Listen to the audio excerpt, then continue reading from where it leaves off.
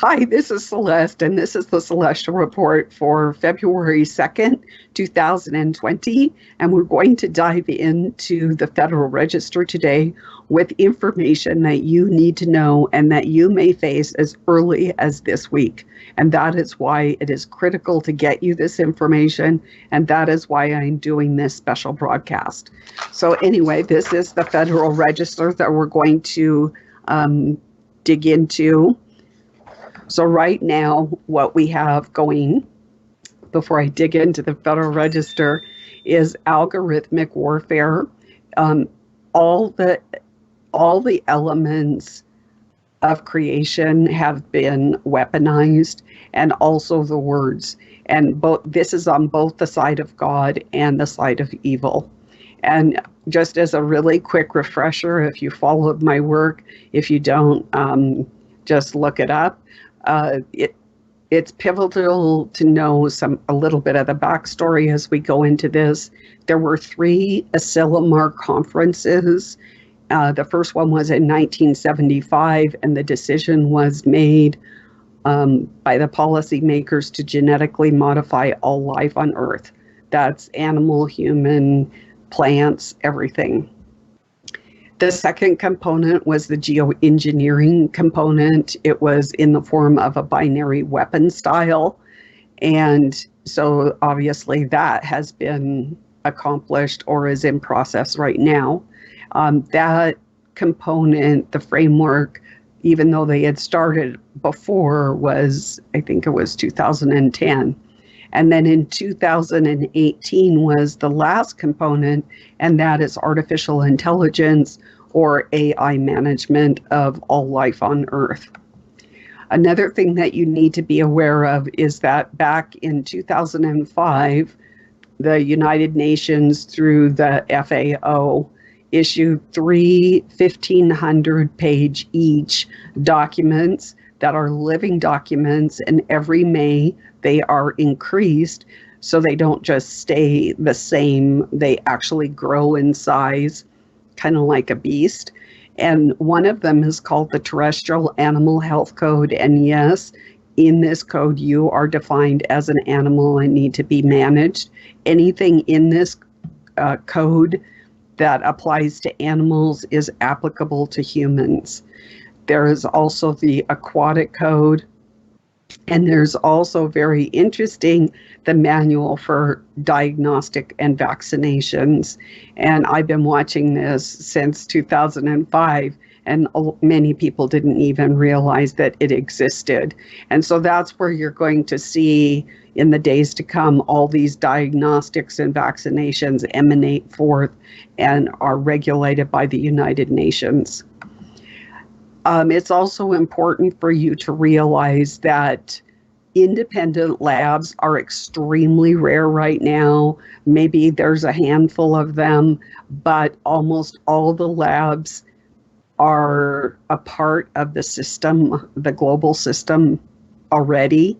And let's say they say that you have some sort of a pathogen and you don't believe them, and you want to get a third party opinion or independent opinion on whether you have this pathogen or not, it's almost going to be impossible for you to get that, because they're all the labs are one with, like I said, there's a few independent labs, like probably Mike Adams is one of the few independent labs, but for the most part, they're all going to be lockstep with the same message.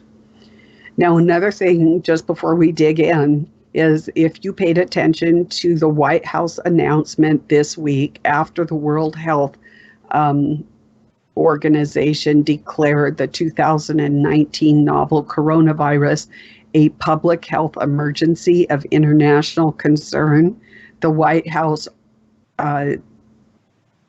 in harmonization with the World Health Organization, did their announcement, and we must pay particular attention to what they said.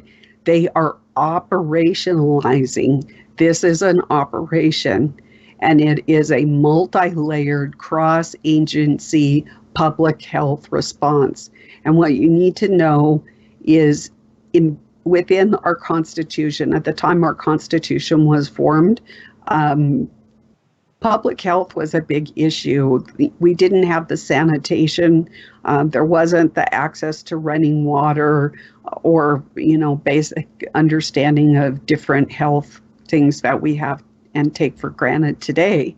And so the founders of the Constitution, conscious that they wanted a healthy people, they kind of left public health out on its own, apart from the Constitution.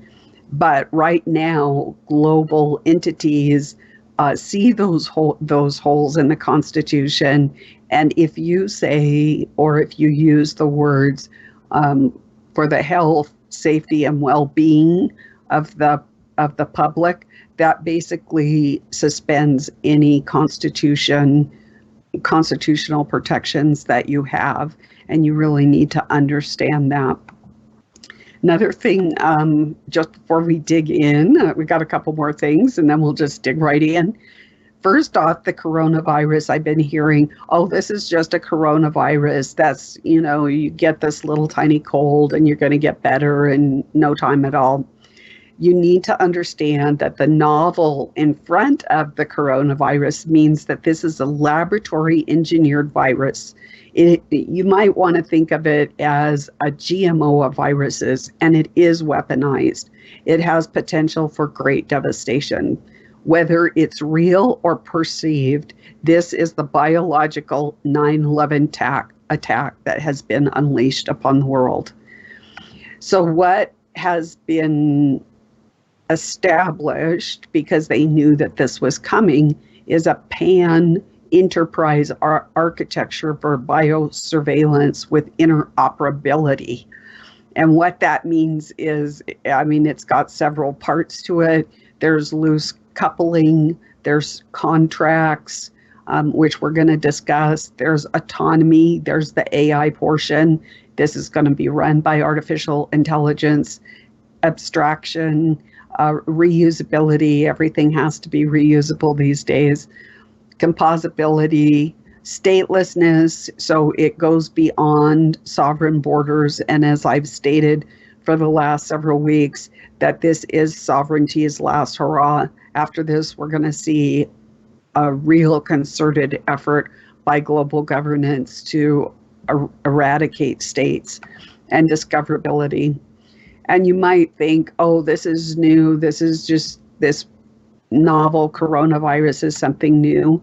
No, actually, it was cited in the August 15th, 2016 Federal Register for under severe acute respiratory syndrome, which was also related to the Middle East respiratory syndrome, which is MERS, and also related to hemorrhagic fever, Lassa, and Ebola, and also the highly pathogenic avian influenzas H5N1 and H7N9.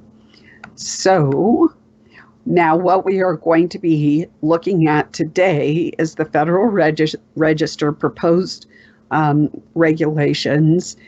They were submitted by the Health and Human Services on August 15th, 2016.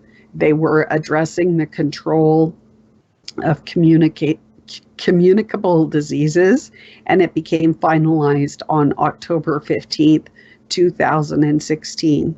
What you're going to see in the next few minutes is basically medical martial law that was laying in wait for something like the coronavirus to come into being. So to really understand it, what I'm going to focus on today, although the document itself is 88 pages, are the definitions, because you might run into this tomorrow. I'm not saying that you will, and God forbid you won't, but it is possible, and that when the WHO did their announcement and when the United States did their announcement, it basically changed our paradigm. So I'm just going to go down the definitions in alphabetical order, so it is not how they are presented in the actual document. So you're going to see that there are agreements, and an agreement is entered into between the CDC and an individual expressing a voluntary agreement. This is like forced voluntary between the parties that the individual will observe public health measures authorized under this part as the CDC considers reasonably necessary to protect the public health, including quarantine, isolation, conditional release, medical examination, hospitalization, vaccinations, and treatment. And so you are going to be forced into a contractual agreement with the CDC. So you need to be aware of that. You can apprehension means the temporary taking into custody of an individual or a group for purposes of determining whether federal quarantine, isolation, or conditional release is warranted. This means that any of us at any time, especially within the next month, can be apprehended by public health officials or law enforcement and forced into what we're going to see here in a few minutes. The communicable stage means the stage during which an infectious agent may be transmitted either directly or indirectly from an infected individual to another individual. That means that they may not be symptomatic. I mean, it starts at the very first day, and a person with a novel coronavirus may not be symptomatic for 10 days. The conditional release means surveillance as defined in 42 of the CFR 71.1 and includes public health supervision through in-person visits by health officials or their designees, telephone, or through electronic or internet-based monitoring. There's actually a little bit more about that we will go into in a few moments. So you might be released and self-quarantine into your home, but it's going to be a conditional release, and you're going to have all these checkups and electronics to make sure. You're basically going to be placed in electronic prison. A contaminated environment means the presence of an infectious agent on a surface, including inanimate objects or substances, including food, water, or air. And it can be on an inanimate object. I can't stress that enough. This has the power to stop all commerce within the United States and all imports, which would be economically devastating to our country and to the world. But you need to understand that this is where we're at. So once again, that word is contaminated environment. A conveyance means an aircraft, a train, a road, a vehicle, a vessel as defined in this section, or other means of transportation, including the military.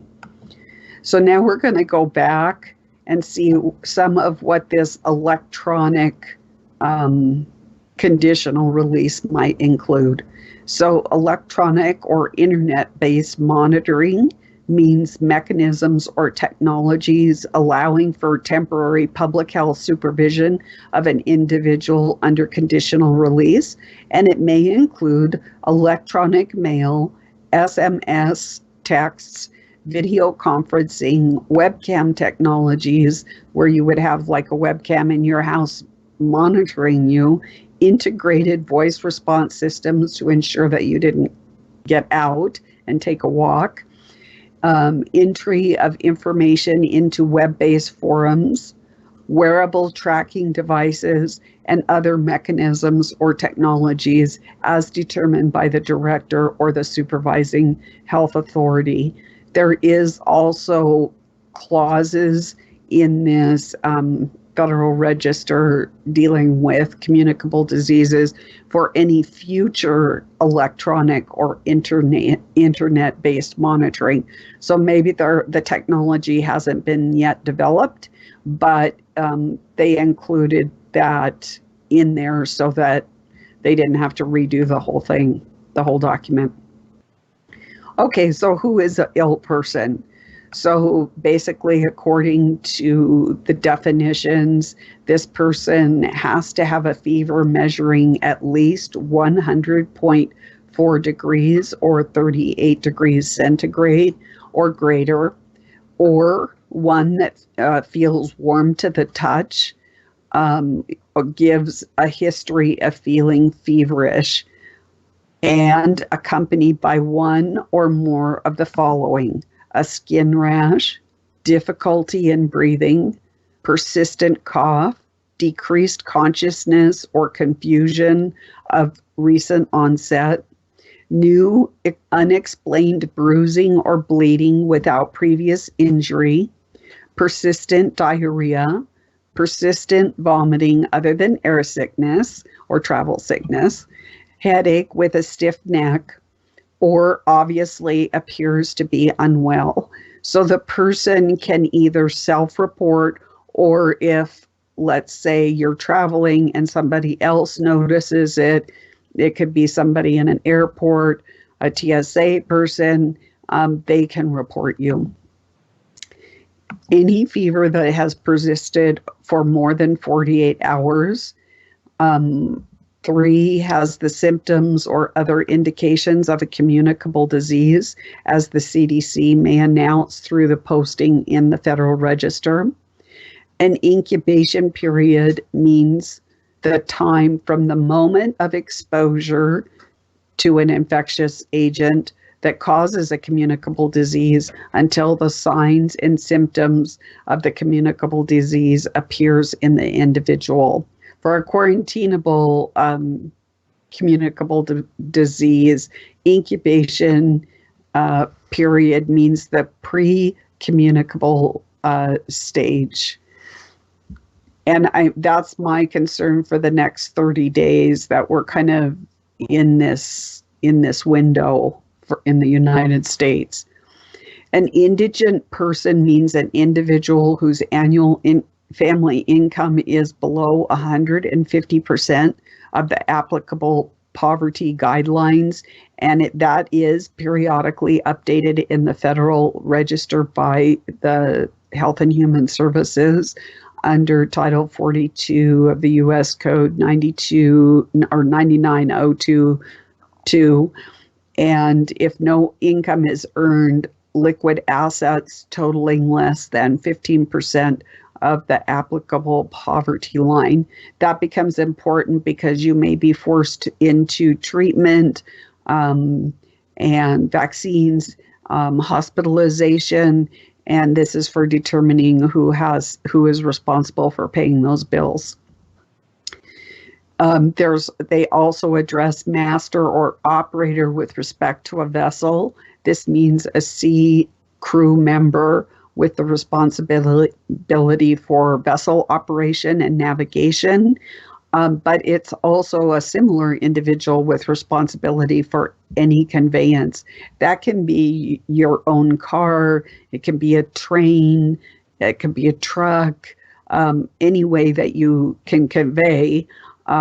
It will be against the law to transport a person that is under the thumb of the HHS, and we'll go into how they get that in a few minutes.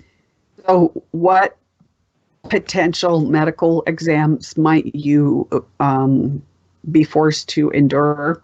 So that is, a medical examination means the assessment of an individual by an authorized health worker. That does not have to be your doctor. It could be anybody that they rope into and designate like a TSA worker.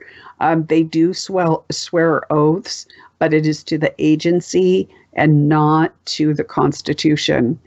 Anyway, back to the examination, it is to determine the individual's health status and potential public health risks to others, and may include the taking of a medical history, a physical examination, collection of human biological samples, as long as they're non-invasive, for laboratory testing to diagnose or confirm the presence or the extent of an infection with a quarantinable communicable disease, which the novel coronavirus is.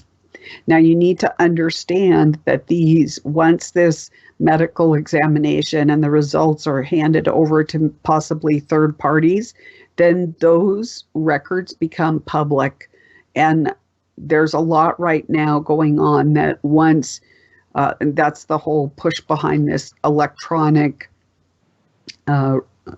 medical records, because it goes through third-party carriers, and then your information becomes public, and it becomes public so that they can supposedly determine what is the public good and for the good. So you basically sacrifice your privacy for the public good. Now, you may hear the word medical representative, and that means a physician, nurse practitioner, or similar medical professional qualified to diagnose and treat infectious disease, and who is appointed by the Health and Human Services Secretary or the CDC Director, and may include HHS or CDC employees, and they may assist an indigent individual that is under federal quarantine, isolation, or conditional release with a medical review under this part. What is a medical review?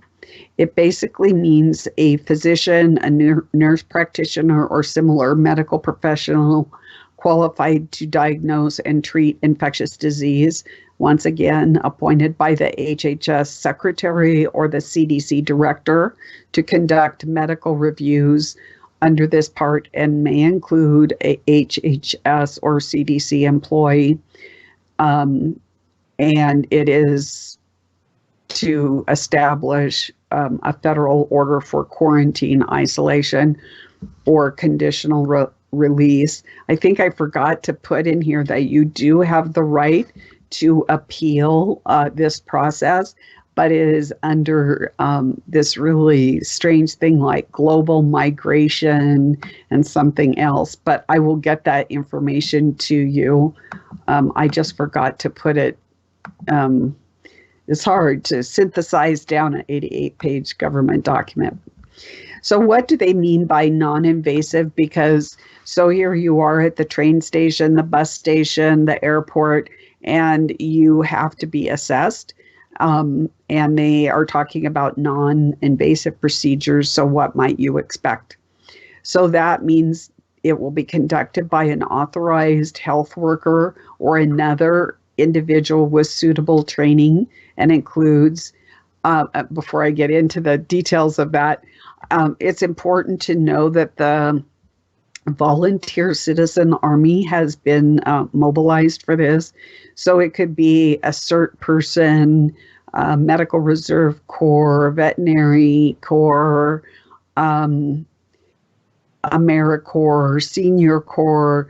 So it is just somebody that maybe has had 30 hours of training. I don't know how many hours of training. It just says suitable training. It does not define that. Anyway, so it might not be a health professional as you would know it.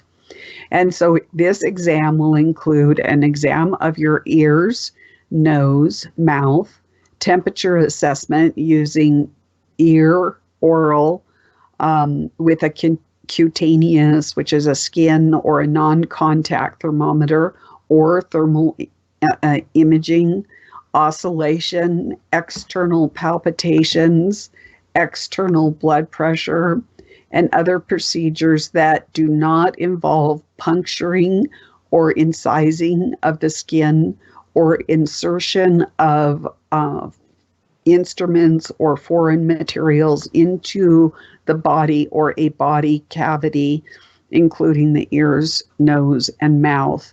It can include DNA swabs, but here's where they play the gray, because one thing that I noticed back in 2016 is that they said that you could not use an instrument or foreign material into the body or a body cavity, but I do not think that they are excluding body cavity searches. And that might be in things like airports and bus terminals and trains. So you need to be prepared. They do not address it. And because they haven't excluded it,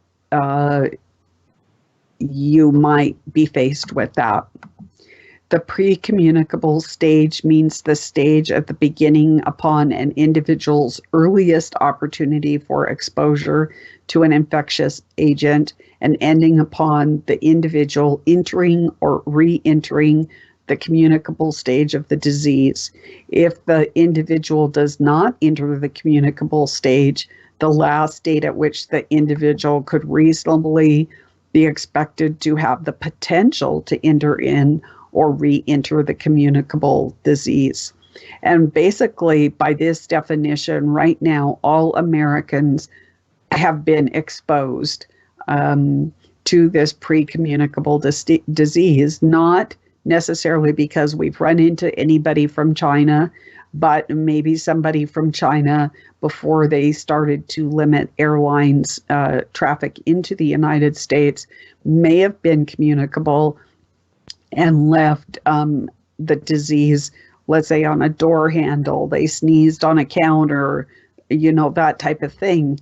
So basically, this opens up that every single American has the potential to be in the pre-communicable stage right now. And they are going to need to manage that. Then they're going to public health prevention measures for an assessment. That means that we need to be assessed, whoever they pick out for these non-invasive procedures. And it may mean observation, questioning, the review of our travel documents, records review. It might even include our financial documents. And I have good reason to believe that your financial documents will be a part of this. Other non-invasive means to determine an individual's health status and potential health risks to others.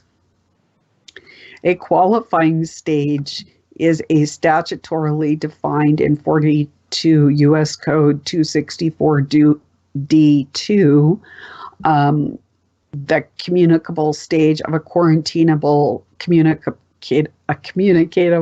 disease, to the pre-communicable stage of a quarantinable communicable disease, but only if the quarantinable communicable disease would be likely to cause a public health emergency if transmitted to other individuals. And as we were just notified by the White House, we are all in the qualifying stage of a pre-communicable stage of a quarantinable communicable disease. So that's what we were told by the White House, is that we have potential to spread this novel coronavirus. Reasonably believed to be infected is a person. These are words that you're going to hear if you are confronted with this situation. The person or health person may say you are reasonably believed to be infected. And so what that means is an individual means specifically articulate facts upon which the public officer could reasonably draw inference that the individual has been exposed, either directly or indirectly, to the infectious agent that causes the quarantinable communicable disease through contact with an infected person or the infected person's bodily fluids, a contaminated environment. And I'm just going to insert, okay, so you ordered something on Amazon and this virus has been going since November. So you ordered something from Amazon, it has contaminants. You got your package from Amazon over the holidays, and now your environment is contaminated. You see how insidious this is? You can also be reasonably infected if through an intermediary host or a vector, like a mosquito or a rat or something like that, or exposure to an individual that may be harboring a body or the infectious agent of a quarantinable communicable disease. So there are requirements relating to travelers under a federal order of isolation, quarantine, or conditional release. And so you're going to get in writing that a federal order that you are to be in isolation, you are in quarantine, or you have this conditional release. It's not going to be a verbal thing. It will be in writing. And like I said, you do have the right to an appeal, but I can tell you from the appeal process to a regulatory agency, you can appeal all you want, spend all your time and money, and the chances of you getting that appeal, especially when the health of the public is threatened, it's not going to happen. But you can try. They put it down that you might. So you might be granted a permit to travel, and that if you are, it's going to be why the travel is being requested. They're going to ask you the mode of transportation, the places or individuals that you are going to visit, any precautions, what are you going to do to prevent potential transmission and spread of this communicable disease, and any other information determined necessary by the CDC to assess your health condition and the potential of this communicable disease to spread to others. The CDC will consider all requests for a permit, taking into consideration the risk of introduction, transmission, or spread of the communicable disease. And then you are expected to be in compliance with whatever their decision has been, they've come to. An individual who has had his permit denied or has a travel permit which is suspended or revoked may submit a written appeal to the director. It must be in writing, state the factual basis for the appeal, and must be submitted to the director within 10 days of the denial, suspension, or revocation of the permit. The CDC will promptly issue a written response to the appeal, which shall constitute the agency's final action. An operator of any conveyance in interstate, this is important for truck drivers, anyone driving, people driving a bus, a train, aircraft. The operator of any conveyance in interstate traffic shall not transport any individual whom the operator knows or reasonably should know to be under a federal order or agreement of isolation, quarantine, or conditional release, unless such an individual presents a permit issued by the CDC authorizing such travel. So it's against the law, and there are some pretty steep fines if you are found guilty of transporting anybody who may be infected. So apprehension and detention of persons with quarantinable communicable diseases. The CDC may authorize the apprehension.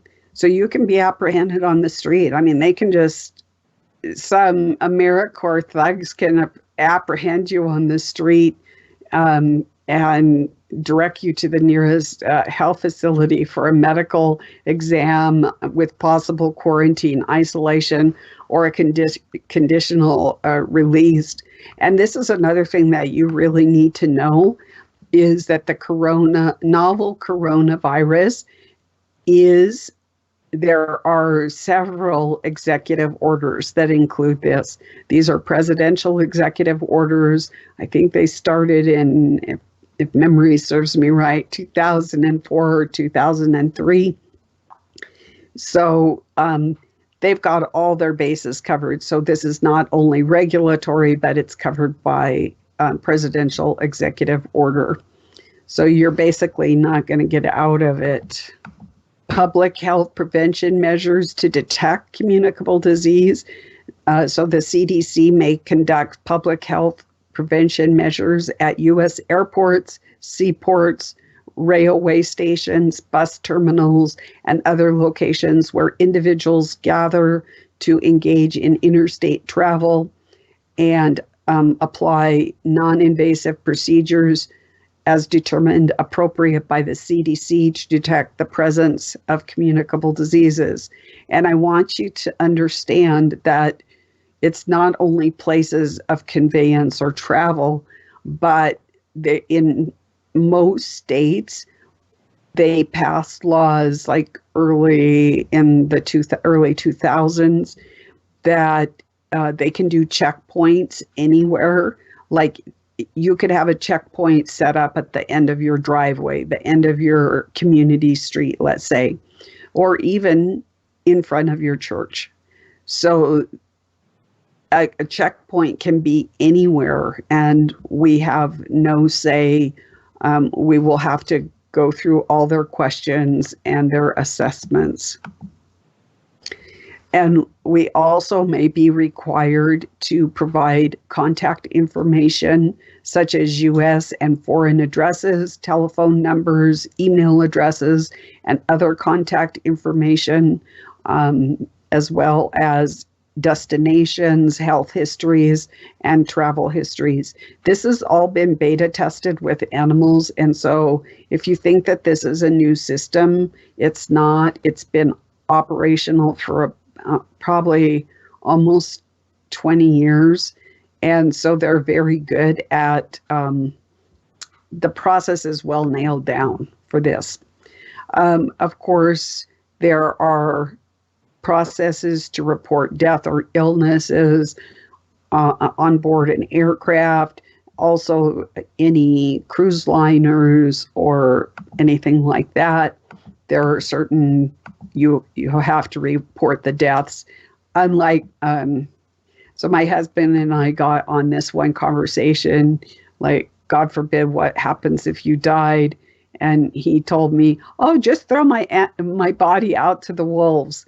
And it's like, well, that was just get me off your back type of response, but that's not going to be possible. And if you did throw your sweetheart out to the wolves, then you're going to have to answer that you threw your sweetheart out to the wolves. And then you're probably going to be charged with spreading a zoonotic disease to wildlife. And that in itself carries some stiff ramifications. So that's just a little insert there. Medical examinations. The CDC may require an individual to undergo the medical examination for the purposes of quarantine, isolation, or quarantine release of a quarantinable communicable disease, which as we've discussed, this is.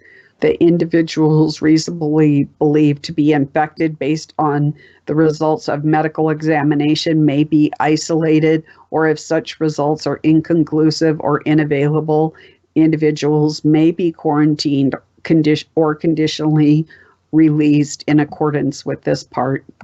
For the most part, the CDC and Health and Human Services has addressed payment for care and treatment, and it really kind of looks like they're going to cover it, except that if you have like a third party, of course they're only going to pay the lowest amount, and so your carrier, whether it's a private insurance or Medicare or Medicaid, is probably going to pick up quite a bit of that, as long as they use the Medicare system using international classification of diseases and clinical modification, which is known as the ICD or the CM. Requirements relating to the issuance of a federal order for quarantine, isolation, or conditional release, a federal order authorizing quarantine, isolation, or conditional release shall be in writing, signed by a CDC authorizing official, and it shall include the following information: the identity of the individual or group subject to the order, the location of the quarantine or isolation of the case of conditional release, the entity to who and means by which the individual shall report for public health supervision, and there shall be an explanation of factual basis underlying the CDC's reasonable belief that the individual is in the qualifying stage of a quarantinable communicable disease. And right now we're all in that place. An explanation of the factual basis underlying the CDC's reasonable belief that the individual is moving or about to move from one state to another, or constitutes a probable source of infection to others who may be moving from one state to another. And there are criminal penalties for violating a federal order of quarantine and isolation or conditional release. So you may not receive this federal order authorizing quarantine, isolation, or conditional release. It says that it must be promptly served to the individual, but there are certain circumstances. Let's say a whole city is under this order. It may be published or posted in a conspicuous location if the federal order is applicable to a group of individuals, and individual services would be impractical. So let's say Los Angeles, just hypothetically, all became needed to be under this federal order. They would just post it.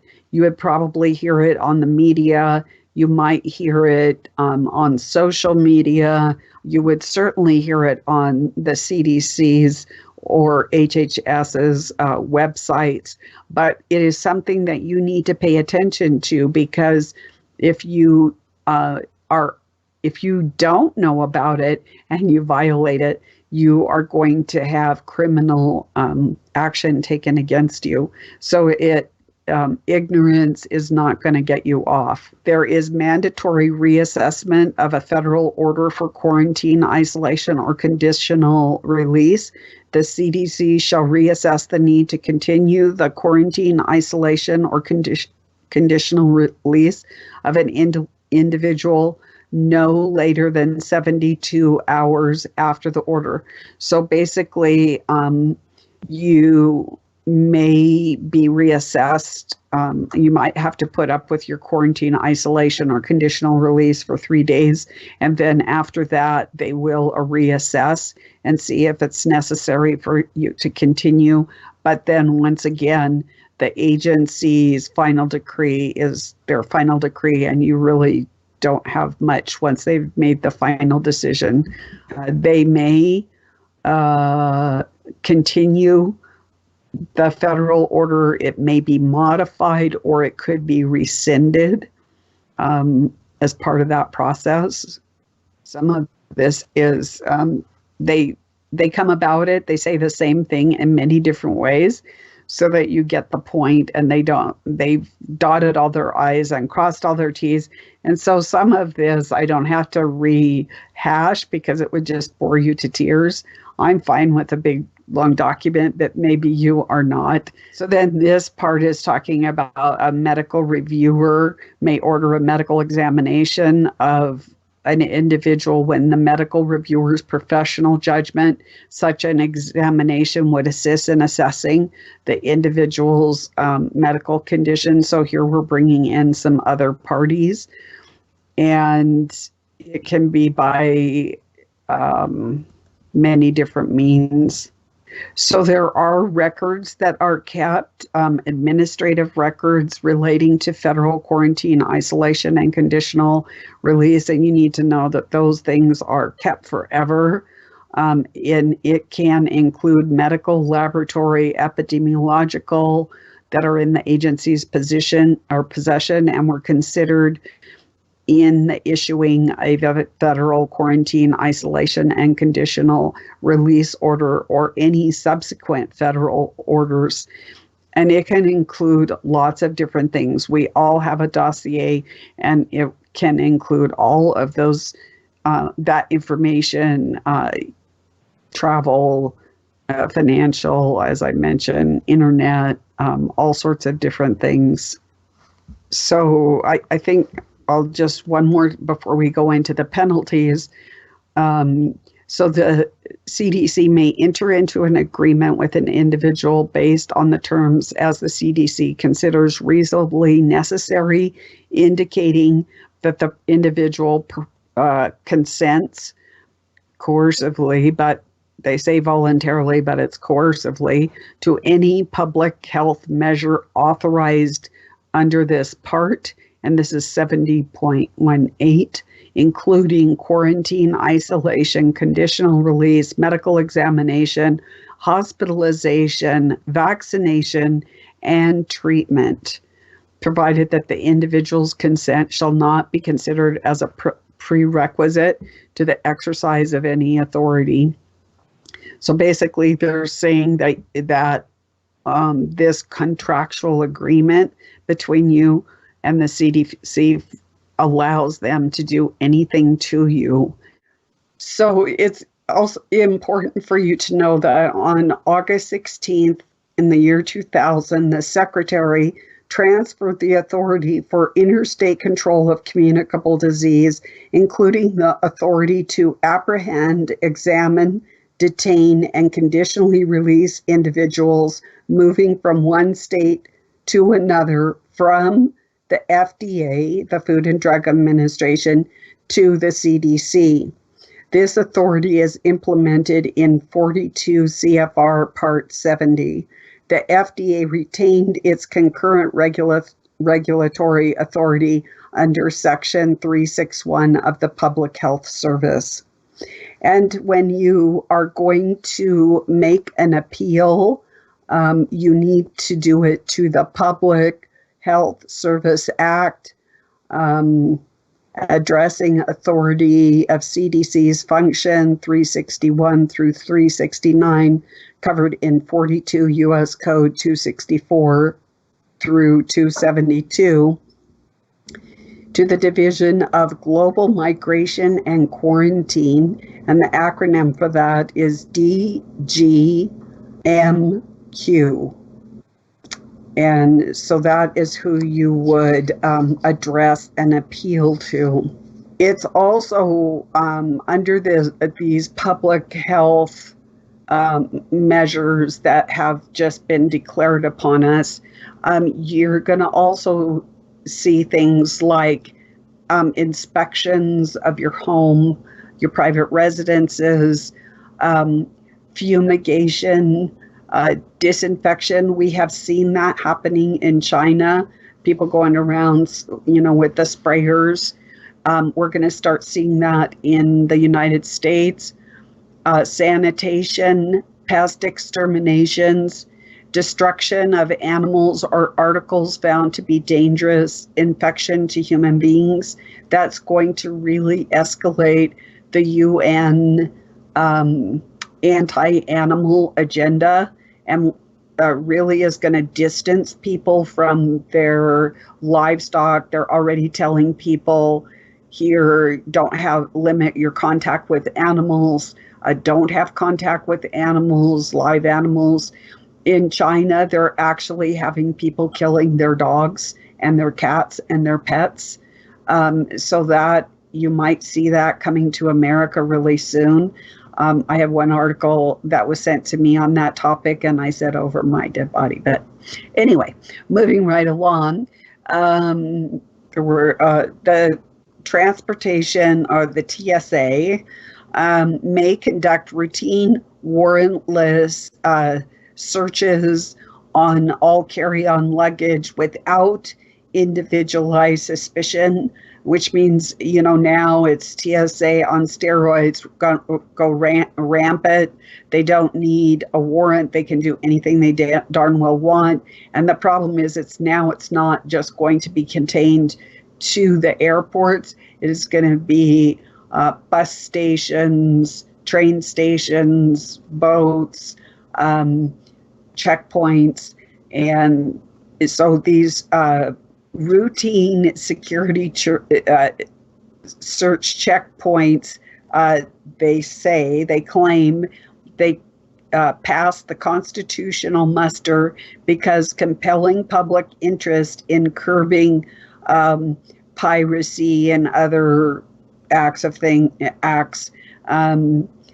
it gives them the authority to do it. And there is a statute that's cited here, Rasaki versus Pistol in the First Circuit Court, 2014. So you may be denied to board any conveyance in the future, and just so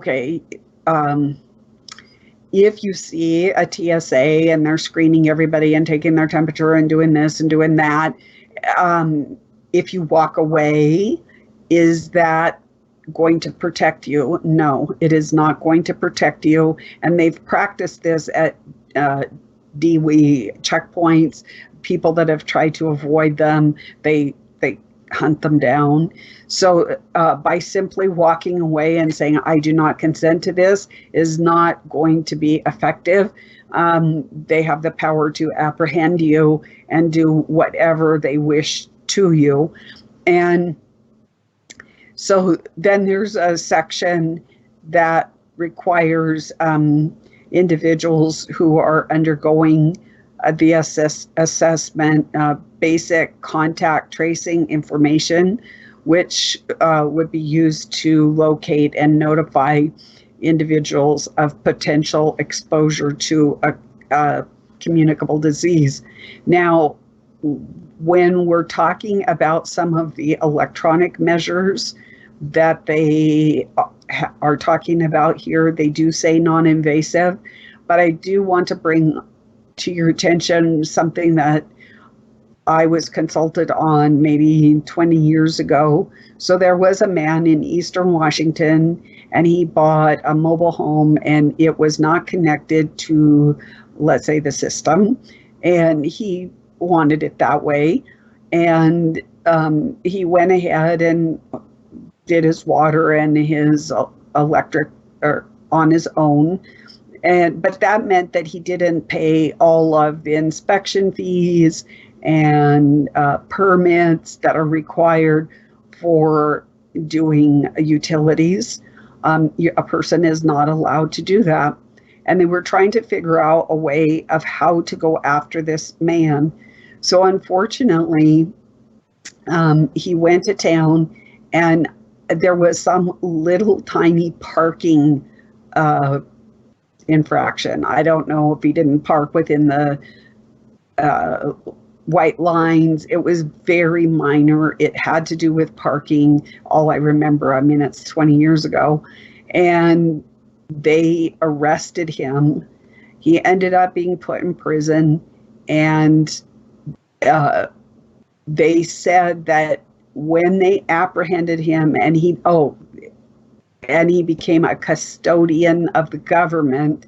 And that's what they're talking here. When you're apprehended, you become a custodian of the government and you lose the rights over your own body. This is what they're saying. This is very, very dangerous. So in the case of this man, they put a RFID in him.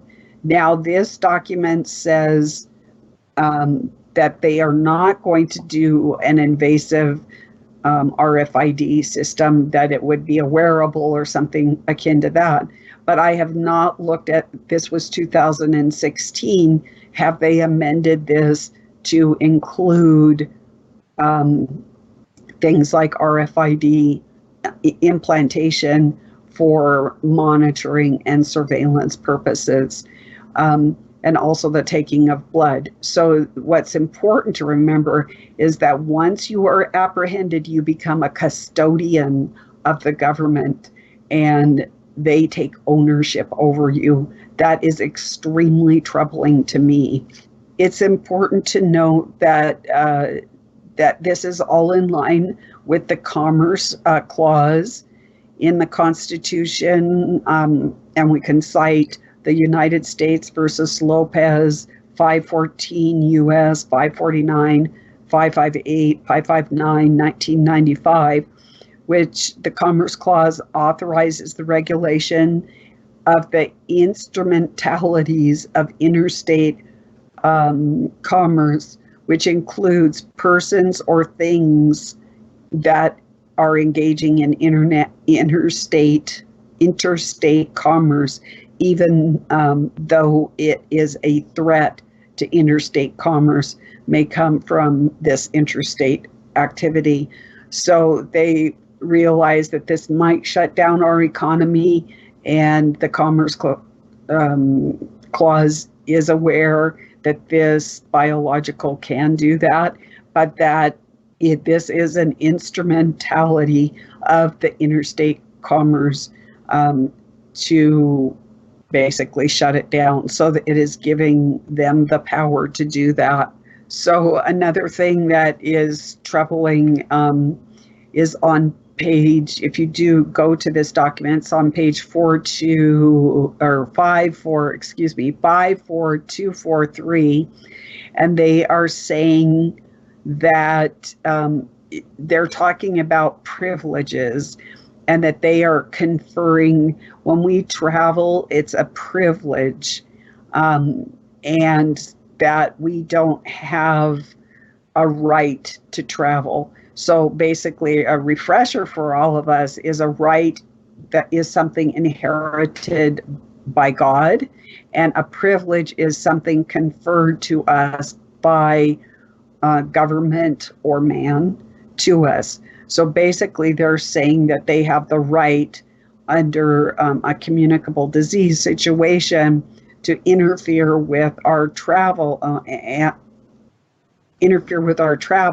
and restrict us in travel, because our travel is a privilege. So that's something that you need to know when dealing with this. So what are some other things that we're going to see under this is inspections, fumigations, disinfection, sanitation, pest extermination, destruction of animals or articles found to be sources of dangerous infection to human beings, and other measures which are not defined, but they will be defined by the Secretary.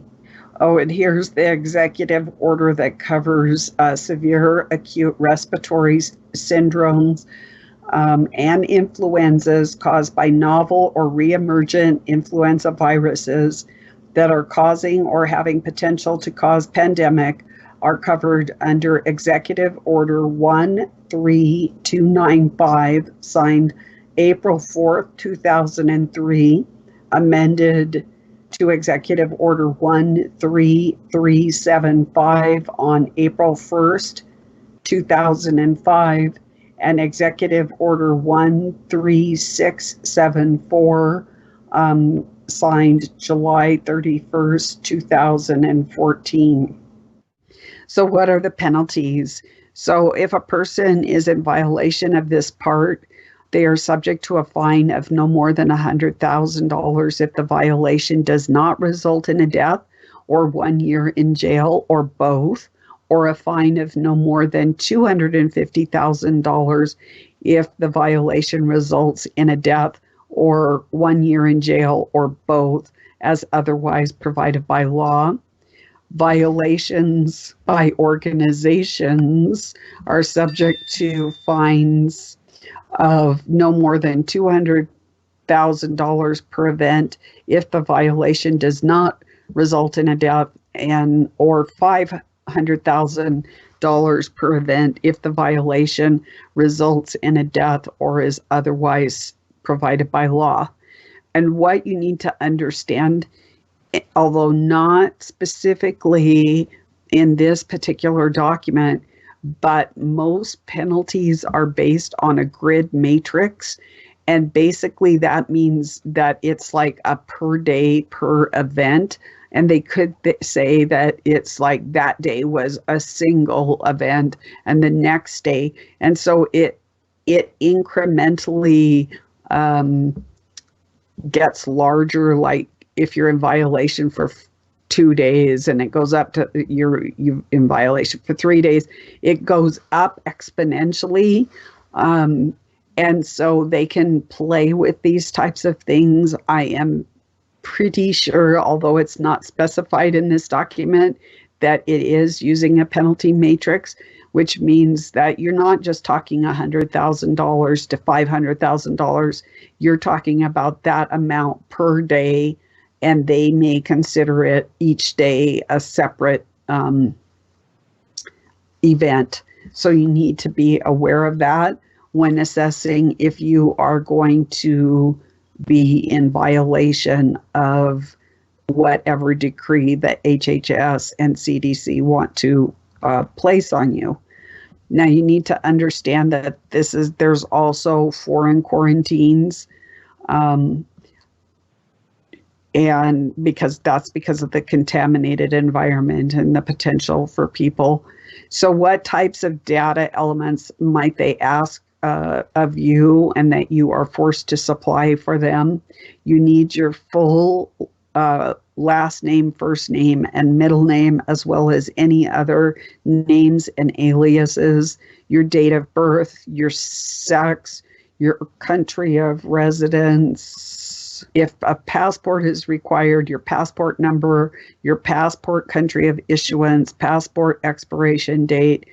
If a travel document other than a passport is required, the travel document type, the travel document country of issuance, the travel document expiration date, the address of where you will be in the United States, including the number, street, state, and zip code, except that U.S. citizens and lawful permanent residents will provide address of permanent residence in the U.S., like your number, your street, your state, and your zip code, your primary contact phone numbers, and including your country code, secondary contact phone numbers, including your country code, your email address, your airline, your flight number, your city of departure, your departure date and times, your city of arrival,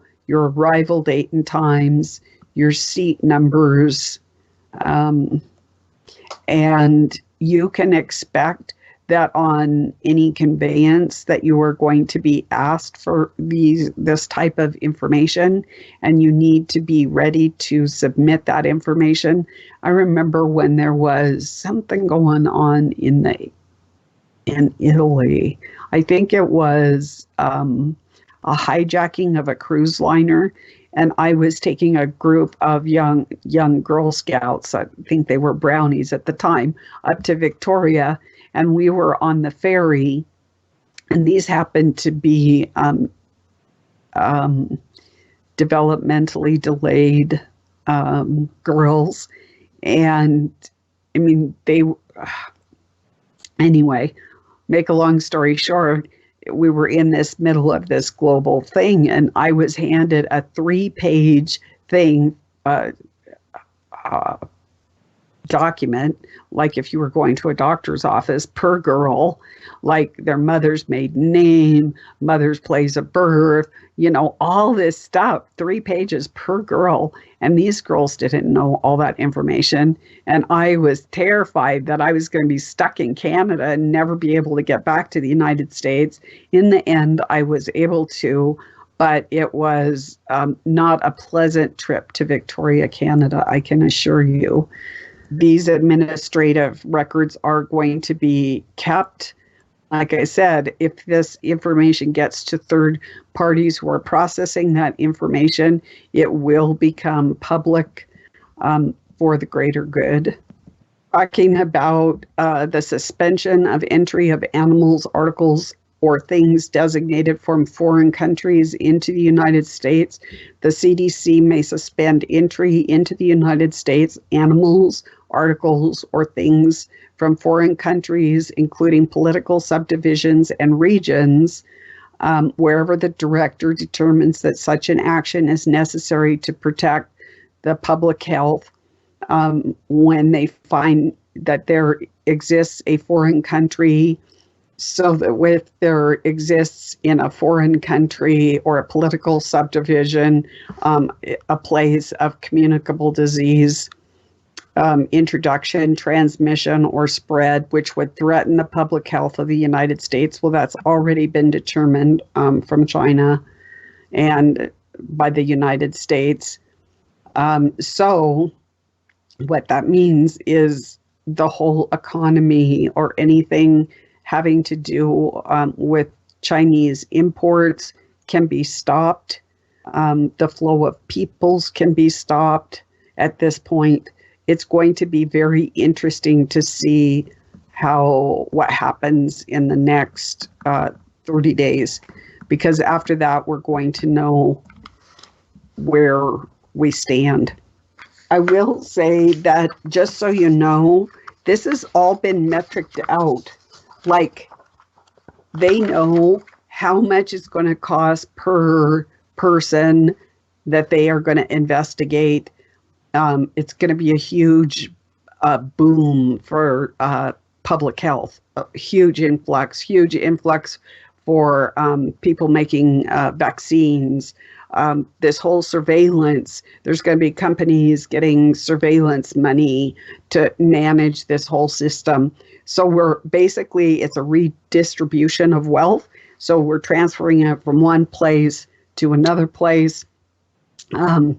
They know, like airplanes, like if a plane load of people, they knew when those early planes, how much it was going to cost, the economy, the surveillance system, the whole 10 yards. I mean, it's all in this document. If you want to read it for yourself and see how it's going to affect the economy, the flow of peoples in and out. That is why they were a bit slow, the World Health Organization and the United States, in declaring this, because they knew that this basically could stop the world as we know it. And basically, in a nutshell, the world that you knew is over. They have all their ducks in a row for the management of the new world order, the new global system, the beast system. So they have to end the old one. It's being eradicated, and whether it's real or perceived, it's over, and they are transitioning us into this new world order. Part of this is the United Nations, global millennial goals. They want those hammered down in this next 10 years. And they know that there are external factors like all these cycles that are converging from the heavens to deep within the earth, and economic. It's the rise of countries and kingdoms and the fall, and they want to be the ones to control the system at the very end when everything goes to hell, basically. So that's the reason that this has started. Are we going to go back to normal? No, we're not going to go back. Everything, the system, as I can see, is fully, they've got their ducks in a row, and they are operationalizing it as the person that did the White House announcement said. They're operationalizing this new world order. So I hope that this helps you to understand what you may face and what we all may be facing in the next 30 days. It's going to be absolutely critical that we understand. Can you resist? I think back in 2016, I thought that we might be able to resist more effectively than I do believe we can resist now. I think if we try to resist now, it will mean your death, quite frankly. Or, because they're not going to let a few resistors get in the way of something that they, for generations, for thousands of years, have been planning. So you need to prepare your families. You need to prepare your heart. You need to prepare spiritually, physically, any way that you are led to prepare for these days. I will be doing more broadcasts on this. I'm sure there's more than one document. I know there's more than one document on this. And it's important to know that really this novel coronavirus has not been named officially. The World Health Organization did say that they have not named this virus yet. So we really do not know really what we're dealing with. Will we ever know? I believe that the character and the mission is embodied within a name. That includes you and me, and we don't even have a name for it. They're just saying it's the novel coronavirus, but is it really? We don't know. And we don't know, is it real, or is this just something to induce fear so that they can go ahead and with their plans. Time will tell. We live in interesting days. I wish you the best. I hope this gives you information to digest. And if you do have questions, I hope to answer them in the days to come. Just be well and be safe, and God bless. Bye.